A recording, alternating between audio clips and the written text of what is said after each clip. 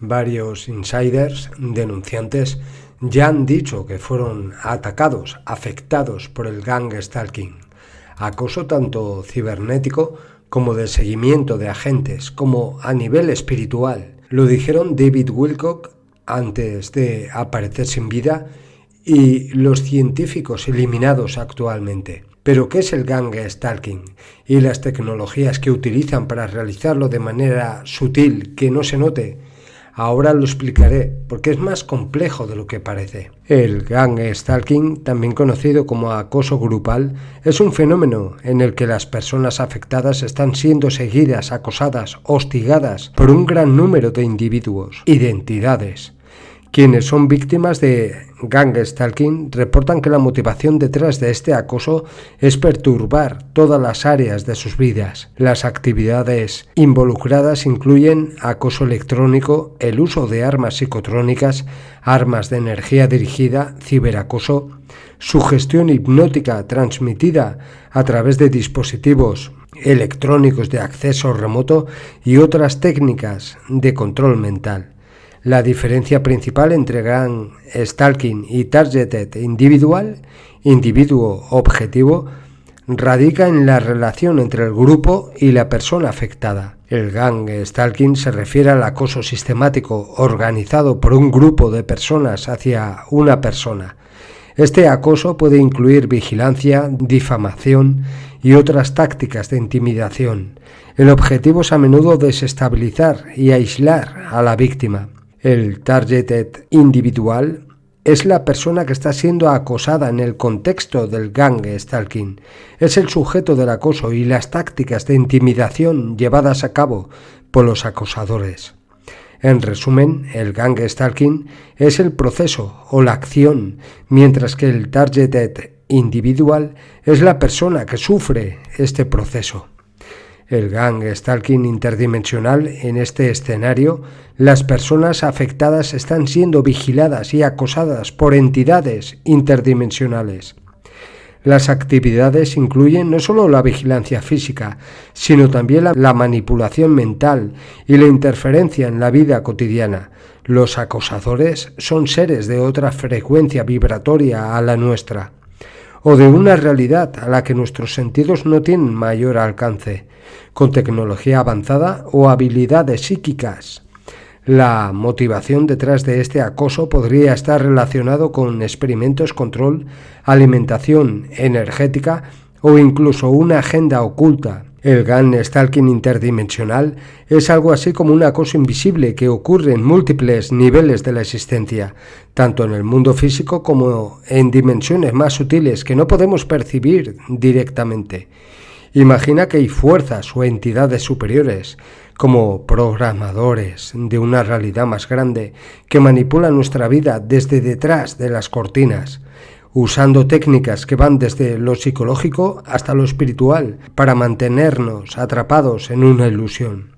Estas entidades operan bajo una lógica que busca mantener el control y la estabilidad del sistema en el que vivimos. Para lograrlo, utilizan herramientas como distracción, manipulación emocional y creación de ilusiones. Por ejemplo, pueden hacer que veas cosas que no son reales, escuches sonidos extraños o incluso sentir que estás siendo observado o seguido por entidades que aparecen normales, personas que parecen normales, pero que en realidad son como agentes de este sistema. El objetivo de este acoso interdimensional es evitar que las personas despierten y que se den cuenta de que la realidad en la que viven es solo una capa de algo mucho más grande y complejo.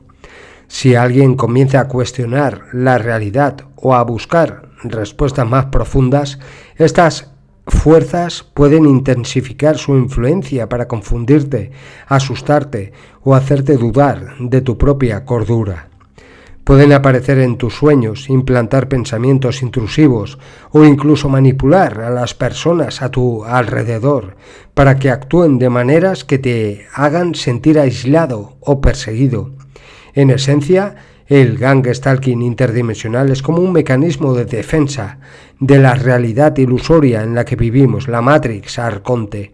Su propósito es mantenernos dormidos, distraídos, atrapados en una versión simplificada de la existencia, donde no cuestionamos lo que nos rodea, ni buscamos trascender nuestras limitaciones. Pero aquellos que logran despertar y ver más allá de esta ilusión pueden liberarse de este acoso, conectando con una verdad más profunda y alcanzando un estado de conciencia superior. En el grado más extremo del gang-stalking interdimensional, las entidades hiperdimensionales se alían con las tecnologías de baja frecuencia y agentes, siendo más difícil para la víctima defenderse, ya que utilizarán magia negra, tecnología alien, terrenal y agentes de todo tipo, todo para hacer bajar la vibración a la víctima.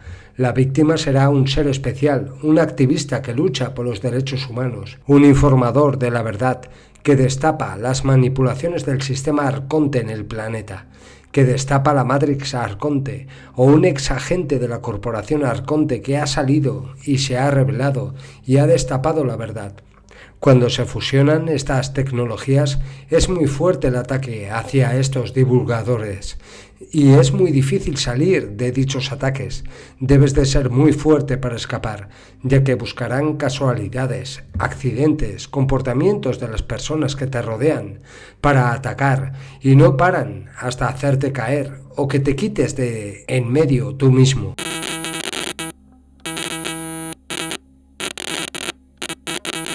Physically surveilled by the following method.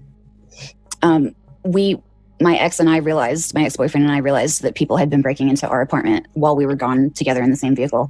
And so I'm in the apartment, I'm about to go to work, and I'm like, why don't you take out the trash and scope out the parking lot and make sure it's okay before I go to work? So he goes out there and he's like, there's this weird fucking Lexus. It's like a silver Lexus. This is a shitty apartment. Like, why is there really nice Lexus in the parking lot? And it has tinted windows that are not street legal. Like just totally dark, totally black tinted windows that are not possibly street legal. And so he comes back in and we're standing in our bedroom window looking at the Lexus and talking about it. And I say out loud, maybe we should walk over there later and take a picture of the license plate. Because the Lexus is across the parking lot from us, but it's backed in so you can't see the license plate.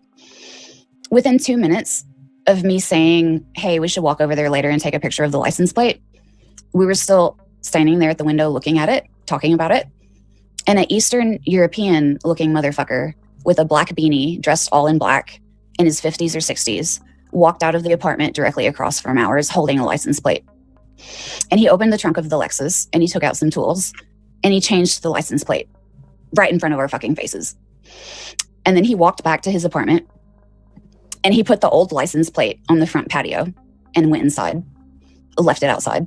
And it was literally like, come get the license plate. I have more where this came from. Come get the license plate. And then after that, the Lexus started tailing me. And every time I saw the Lexus, it had a different license plate. It would be like Alabama plates, a different state plate. It would be random dealer plates, none of which were local, just like cardboard temporary dealer plates, none of which were any local dealers. Every time I saw it, it was different plates. It would follow me to the gas station to go get beer. I would go get beer at the gas station and that Lexus follows me. And even my ex called an Uber once. He called an Uber. The Lexus pulled out from the spot across the parking lot from our apartment, drove over to our apartment and said, hey, I'm your Uber here to pick you up. Reports surrounding the death of Amy Eskridge, a researcher associated with experimental anti-gravity concepts, have drawn renewed attention following claims about messages she sent prior to her passing. Amy Eskridge was found with a gunshot wound to the head in Huntsville, and her death was officially ruled a suicide. However, reports state that approximately 1 month before her death, she sent a message to a friend expressing fear for her safety and denying any intention to harm herself. In May 2022, she reportedly said in a text, if you see any report that I killed myself, I most definitely did not. If you see any report that I overdosed, I most definitely did not.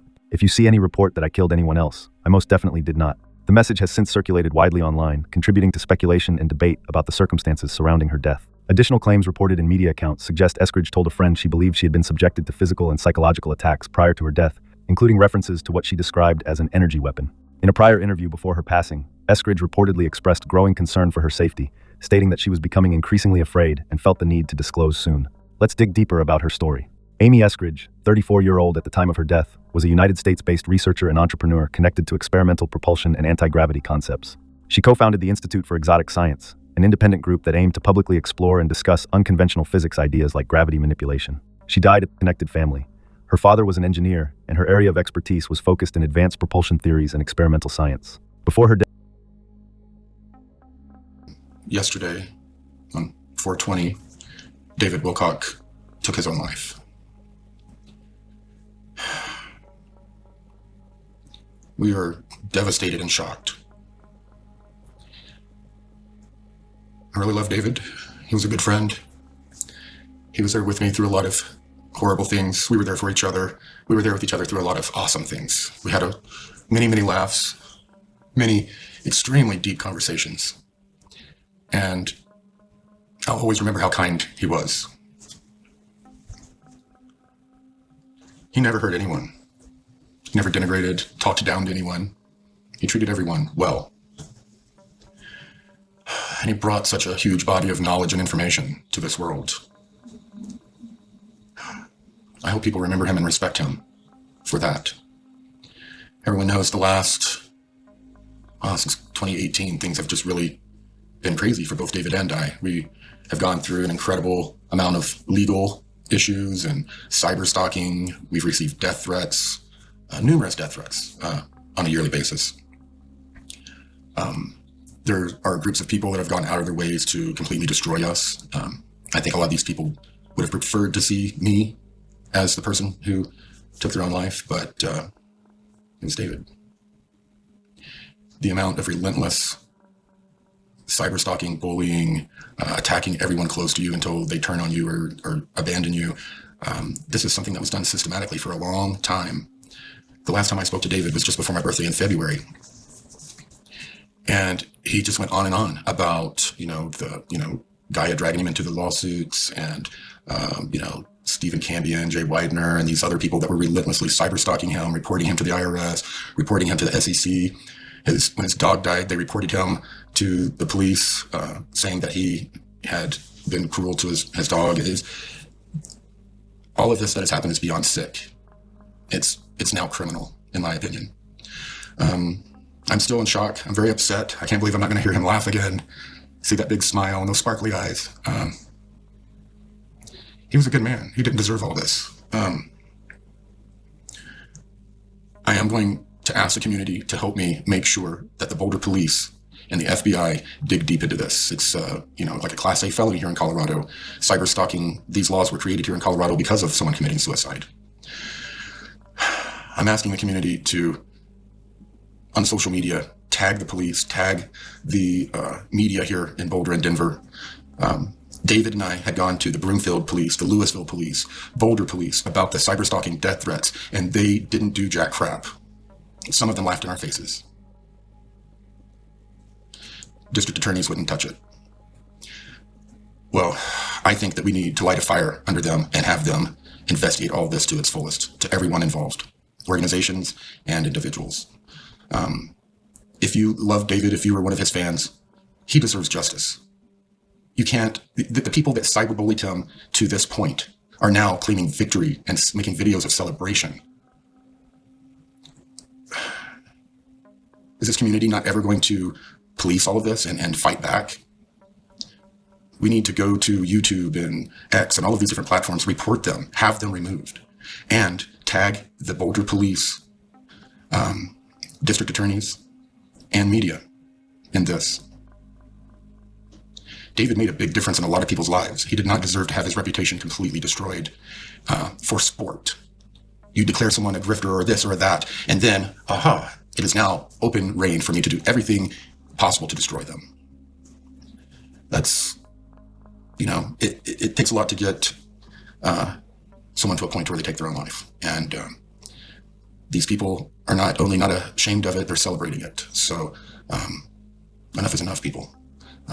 Don't spend your time or your money with people, organizations, or groups that were a part of this. I ask that you please remember David's family and his friends during this time period. The cyber stalkers turned me and him into caricatures that were just non-humans that were fun to punch and destroy. But these are real ramifications. Real people's lives are affected here. If you can, please contact the Boulder police, local district attorneys through email, tell them enough is enough. I have seen nothing but apathy from law enforcement here. They have the strongest cyber stalking laws in the country, but they won't refuse it. I mean, they refuse to enforce it. And I've talked to many other people around here. They don't enforce all sorts of other, law things, like death threats, extortion, all sorts of things around here that the DAs seem to turn a blind eye to. And it's having real effects,